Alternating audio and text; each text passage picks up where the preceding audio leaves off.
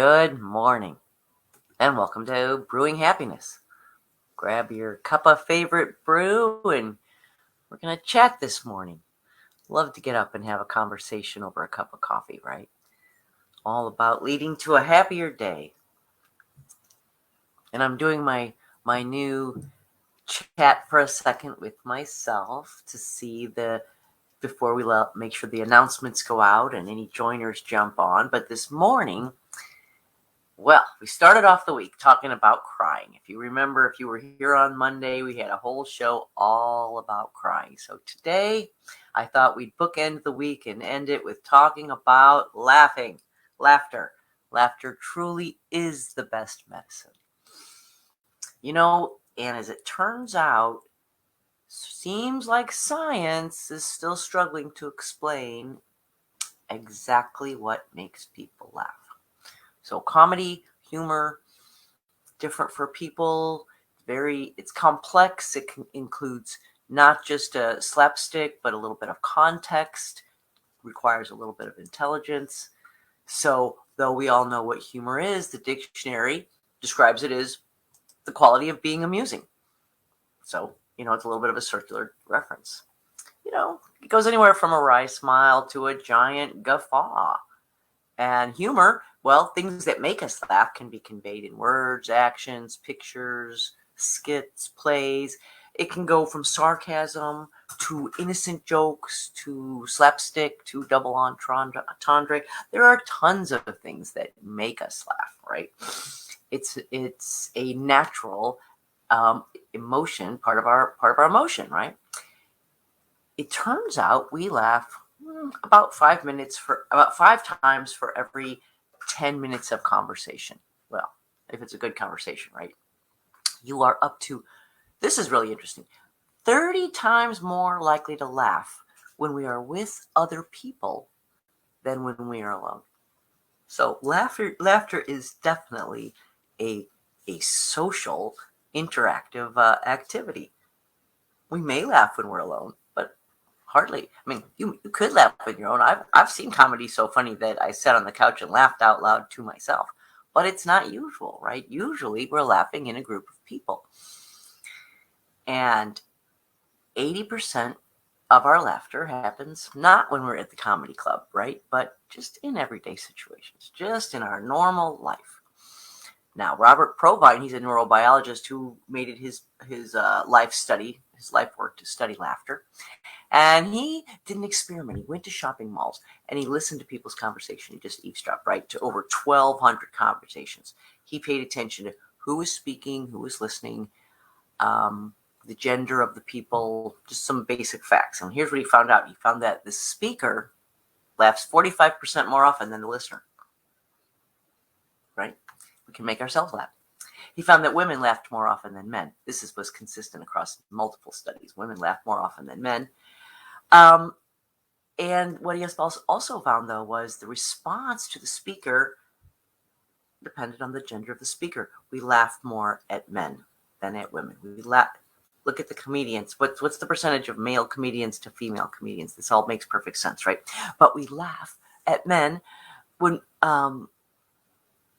both male and female, all of us, we all laughed at men more, not just the men. We all laughed at men more. And they also noted that, this is interesting, the laughter was very, very rarely interrupted the speaker. We very rarely laugh so much that we interrupt the speaker.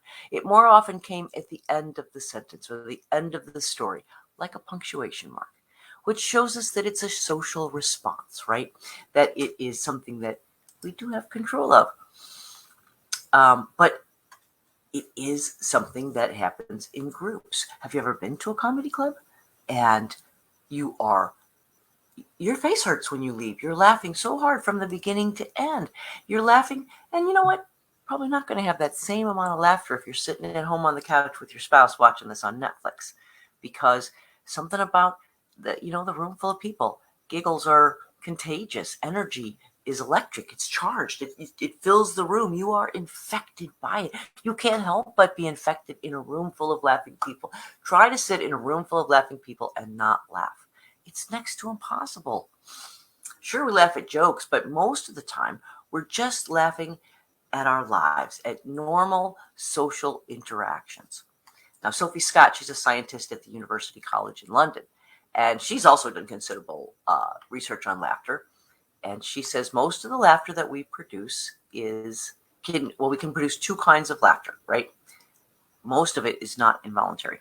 There's voluntary laughter and there's spontaneous laughter. Now, voluntary laughter, that's our social skill, right? That's when you laugh politely when your friend tells a joke or your boss tells a joke, right? That's when you laugh because it is an appropriate time to laugh in the conversation. But there's spontaneous laughter. This usually happens after something really funny happens right in front of you, right? Your dog falls down and does something silly. This is where you're laughing spontaneously. And here's what's interesting. Each of these laughter, spontaneous and voluntary, utilizes a different part of the brain, right? So, good morning, Debbie. Welcome to Brewing Happiness. This morning we are talking laughter is the best medicine, and we're going to get to that part, right? So voluntary laughter shows activity in the frontal, the motor areas of our brain. It's like a muscle, right? It's something that we control. Spontaneous laughter includes activity deep in the structure in the hypothalamus. That's what regulates our physiological processes like our heart rate and our breathing and things, our physical systems. So spontaneous laughter is happening in the primitive survival part of the brain. Voluntary laughter is happening in the conversation, motor skills part of the brain. And electrical stimulation studies show that laughter in the brain activity in the pregenual anterior cingulate cortex for more emotional laughter. So, no surprise, right? Emotional laughter is found in an emotional part of our brain. And the frontal operculum. Not sure what that is. For voluntary laughter. It also includes parts of the limbic system. Now, the limbic system is a primitive part of the brain. Again, it's involved in emotions and necessary functions. Two structures in the limbic system are involved with laughter: the amygdala and the hippocampus. And the common thread of all these different parts of our brain that are activated when we laugh is that they are related to the brain parts that play a critical role in our social actions and emotional awareness. So, stop for a sip of coffee. So, we know that it involves multiple areas of the brain, right? We get, and it seems that it's very helpful. Laughter is so helpful for us. It helps us in ways because it turns all those systems together, makes them all work together. This strengthens neural connections, and it really helps a healthy brain coordinate all the activity, right? So laughter, think of it as exercise for your brain. So humans seem to be tuned into laughter like a bird is tuned into his song, right? In a songbird, certain nerve cells in his head fire off in response to his song. He sings and the nerve cells go off and he gets some pleasure activity, so he sings some more, right? And humans seem to have specialized nerve cells like the birds that respond to their song that respond to laughter. We are hardwired to respond to laughter. Because face it, laughter is really just specialized vocalization, right? It's really just communication. And we are all tuned in to respond to vocalization in language. Laughter has, like language does, laughter has tones. There are different kinds of it. It can have different inflections. Everyone has a unique laugh. So it's just another form of vocalization. It's just more fun. Now, laughter in response to funny events. Okay, spontaneous laughter is actually requiring a lot of work in your brain. It goes on multiple parts of the brain that control motor functions, emotional, cognitive, and social processing. Like I said, exercise for the brain. And we can laugh on, you can laugh on command.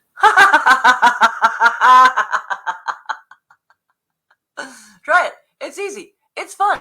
You can just, when you're in a bad mood, did you know if you can muster it up to get that, if you can remember what it feels like to laugh physically, It's kind of like well, this comes later in the show, so I'm getting ahead of myself here. But laughing is not just for humans. Okay, chimpanzees. Chimpanzees have similar patterns. They use controlled laughing and spontaneous laughing with other chimps. Okay, and while playing, they both laugh as a social response to be polite to their friends who do something funny, and spontaneously when the whole team is laughing and something funny happens. Right? It's been observed that the more chimpanzees laugh together, the longer they play together, especially when that laughter is social, not spontaneous, especially when they're working hard to make their friends feel good by laughing along with them. They form a bond and they play longer. In an experiment in 2019, researchers tested whether hearing laughter after a joke would make it funnier. Basically, would you laugh more at a joke that someone else was laughing at? Basically, they were testing the good old laugh track, right? The laugh track that were found in comedy shows since we were kids.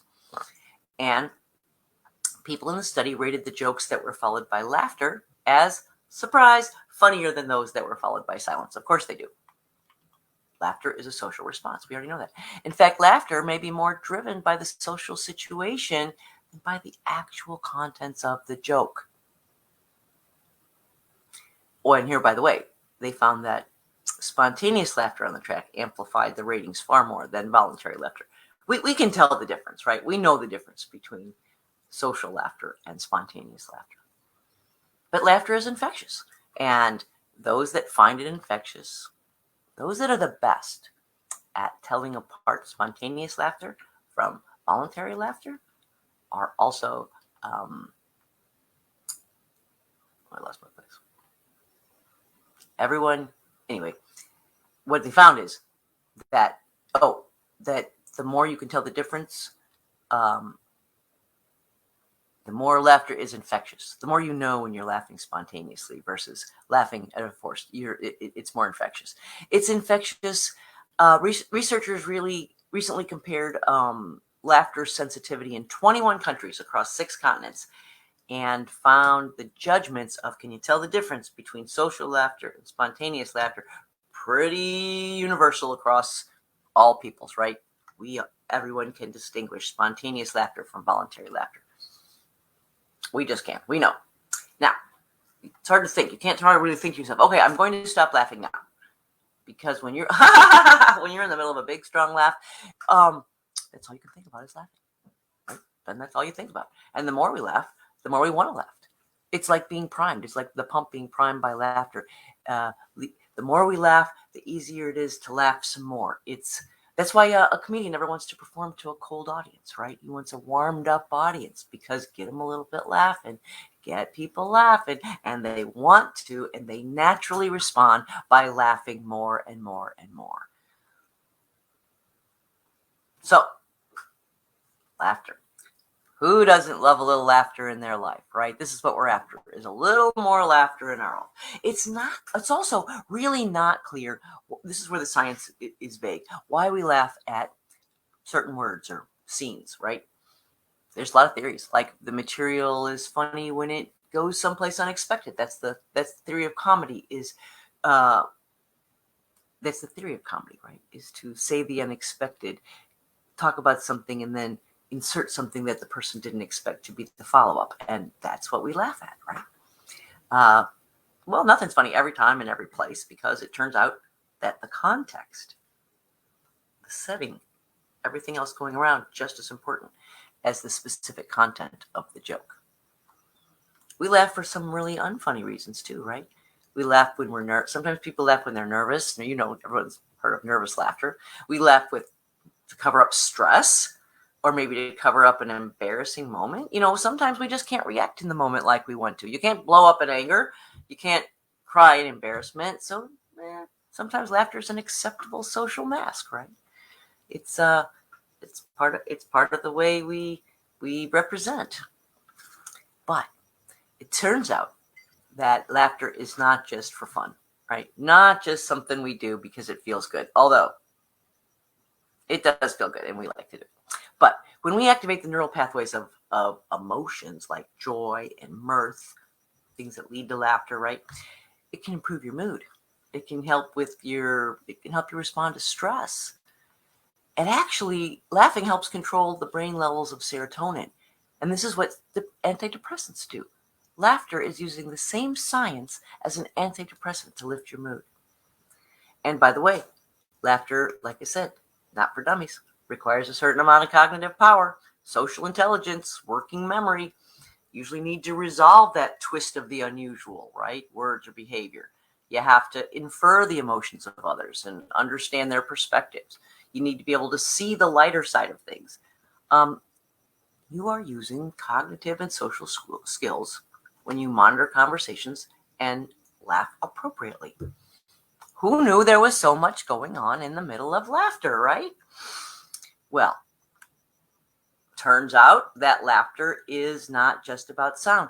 Deaf signers punctuate. There's a sign for laughter. They laugh with their hands and they're signing because it's like an emoticon in text, right? It's like a little punctuation of laughter in written text because laughter is not about the sound. It's about it's a physical response in our body, and chuckles and it creates a bond. Laughter, when you laugh with people, it creates a bond and an intimacy with others, just like the chimpanzees. We are just like those chimpanzees. The more we laugh with people, the more we want to hang out with them, the stronger our bond is. And uh, truthfully, chuckles, belly laughs don't happen a lot when you're alone, right? But they happen in social settings when you're with other people. Laughter creates positive emotions that help us live meaningful lives, right? Amusement, happiness, mirth, joy, they all build resiliency. They increase our creative abilities. And the health benefits. Okay, let's talk about health benefits. Yes. Studies show that laughter can help relieve pain, bring more happiness, and increase immunity, right? Positive psychology names the propensity for laughter and a sense of humor as one of the 24 main signature strengths that a person can possess.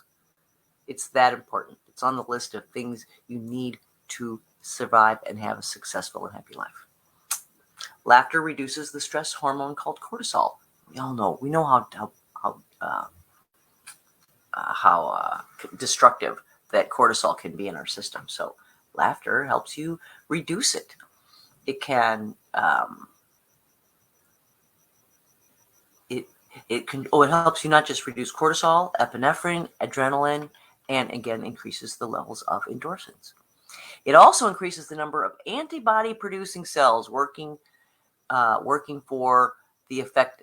The antibody producing cells, and these help you have effective T cells, which produce in turn the long-term effect is stronger immune system. The more you laugh, the better your immune, or the more help you. I won't say the more you laugh, the more your immune system. I'm no doctor, but the more you laugh, the more you're helping your immune system. Let's say it that way. And you get just like I said, we started the week off talking about crying and the benefits of a good cry and the letdown and reset. And turns out a good laugh is exactly the same thing. You get the same letdown as you get with the good cry. It's just more fun, right? Laughter relaxes your whole body. And it actually leaves your muscles. You have a good laughing jag, you watch a show and you get a good hearty belly laugh. It actually relaxes your muscle and leaves them relaxed for 45 minutes, up to 45 minutes after the laugh is over, right? Laughter gives your whole body an internal workout, right? A belly laugh expands the diaphragm, contracts your abs, even works out your shoulders. It's a body workout. Who doesn't want to work out with a good long laugh, right? It's also a great workout for your heart. And as it turns out, when you're laughing, we're gulping in lots of large portions of air. We're oxygen. I even did my warm-up exercises this morning. Oxygenating the blood. Nothing works faster and more dependable to bring your mind and body back to your center, right? Back into balance than a good laugh. That's right. There is just nothing better for you than a good laugh. Humor and laughter lightens your burden, inspires hope, releases anger, even encourages forgiveness. So, laughter is a great distraction, right? It's a distraction from stress, anger, and guilt, all the negative emotions. hard to feel those things when you're laughing. It can change your perspective. You can take an angry moment, right? A moment where someone has said something, and it can be an angry moment or an awkward moment, and someone says something funny, and it just kind of lets the steam out of the situation, right? It's just a little get out of jail free card for everybody too. Instead of all engaging in those emotions, let's just have a quick laugh, and we can all let this go. So, what can you say? Laughter connects us with others. Just smiling is a connection, right? As we've talked about smiling, just smiling is a connection. We'll add laughter, and it's amplified. The more you laugh, the more the others around you laugh. When you start adding laughter to your life and bringing it to your life and to the people around you, you're going to be encouraging through that bond, through that energy, through that infectiousness of laughter. You're going to be encouraging them to laugh more and inviting them to invite some joy and mirth and merriment into their lives. So, think of laughter as a mental health tool, right? It's a stress reducer. It's free, and it's so easy to get. So, go to a funny movie. Go to a comedy club with your friends. Have friends over for a game night, right? I tell you, I don't know about you, my family plays games, and it is raucous. We laugh constantly at our games. Making time for fun is an important health habit. It's just as important as making time for exercise or eating healthy, right? Making time for humor and joy in your life. Part of the package. Look for the humor in your life. Do you have a hard day? Do you have a really hard day full of a lot of obstacles? Probably pretty funny stuff if you think about it from a different perspective. There's probably some great stories in there that you can tell. There is probably, face it, comedy comes from pain. A day full of pain is a day full of comedy. So look for the humor in your life. If something is so frustrating or so depressing, chances are it's so ridiculous you can laugh at it. Learning to do that early in the situation versus later in the situation, right, can save you a lot of unhappy moments. Learn to laugh at things instead of getting sucked into the roil of resentment and unhappiness, right? Learn to laugh about it. Approach life looking for the funny. And here's a secret. Okay, pro tip, secret. Fake laughter, our social laughter, our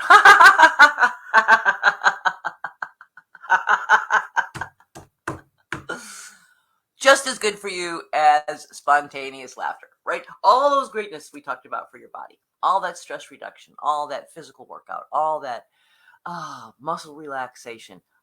Your body doesn't know the difference between a real laugh and a fake one. So, another one of those fake it till you make it moments, because merriment, acting happy, laughing usually leads you to real smiles and real laughter, right? Studies show children laugh as much as 400 times a day. Adults, about 15. What happens, right?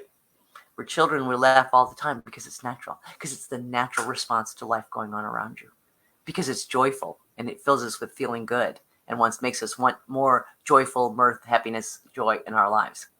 But we get to be adults, we grow up, and we get so serious about life, right? And I haven't seen a graph, but I'll bet you the curve of or the graph of how much we laugh in our life is a downward line that says the older, inversely proportionate to our age, until we get to be old and silly again, start laughing again.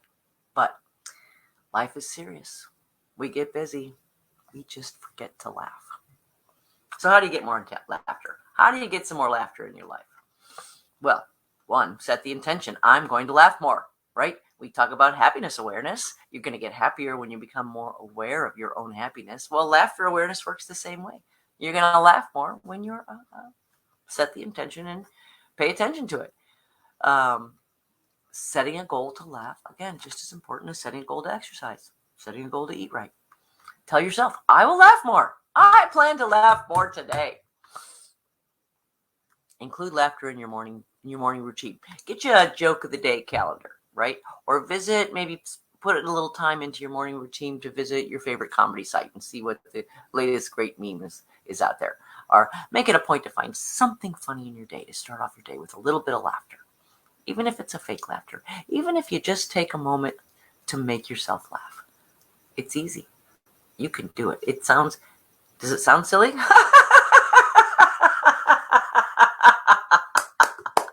Does it sound fake? No, it's fun. It's laughing. Laughing, laughing, laughing. Make it a point to laugh.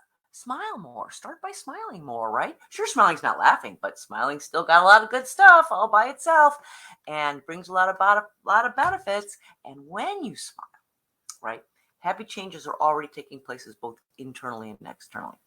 People respond to you in a happier way when you are smiling. Your body it's like warming up the audience. The smile, having a smile on your face and a smiling continence inside of your head, it's like the warm up to happiness, right? Or to laughter. It's like a warm audience at the comedy club. Already got a little something going on. Juices are already flowing a little bit. It's a shorter step straight to laughter from there. Think of smiling as your warm up for laughing. Read the funnies. Read the funny papers. Right? Find some funny around you. Make friends with a funny person. Everybody knows somebody that's really funny, right? Some people just naturally funny. They got a wacky outlook on life. They're good with the one-liners. They have a wry sense of humor. You know somebody like that. Well, buddy up. Hang out with that person. Watch some stand-up. Who's your favorite comedian? Everybody's got a favorite. There's thousands of comedians out there. And these days they're all on Netflix, right? So find a comedian that really gets you or that you really resonate with, who sounds like they're speaking directly to you and every word out of their mouth, just you can't help but laugh. Find that person. Follow them. Watch them on TV. Follow them on Twitter. Follow them on Instagram, right? There's your funny friend if you can't find one. Watch comedy on TV. What's your favorite sitcom, right? Find your favorite show and the one that makes you laugh and watch it. Hang out with kids. Kids are hilarious. I got 14 grandkids and I laugh all the time with them because they're wacky. They're just super silly and they say crazy things and they're fun. They're hilarious. Laugh, hang out with your pet. I don't know what I got 2 little dogs. They do something silly every day. I laugh at them every day. They're goofy. They turn their head and look at you. They're sweet, right? They make me laugh. Try not to be too serious too often, right? There's a time and a place for being serious. Nobody can laugh through life 100% of the time. We're not here to talk about that. But at the same time, if you don't have to be serious, why would you? If the situation can be lightened, if laughter is appropriate, then it's better to do it with whatever you're doing. Better to do it with laughter than without. Try something new. Maybe you try something new, something physical, something you're not good at, and you could laugh at yourself. I started taking salsa dancing lessons, and do you know me?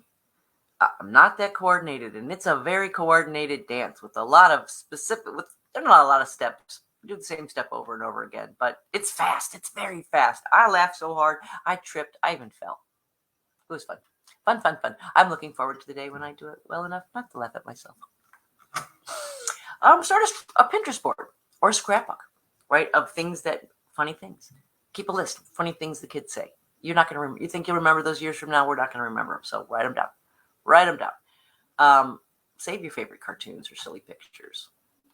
Put a picture of your favorite comedian up near your desk just to smile and get a little happy when you think about it. Even think about the jokes he tells, even if you're not hearing them, right?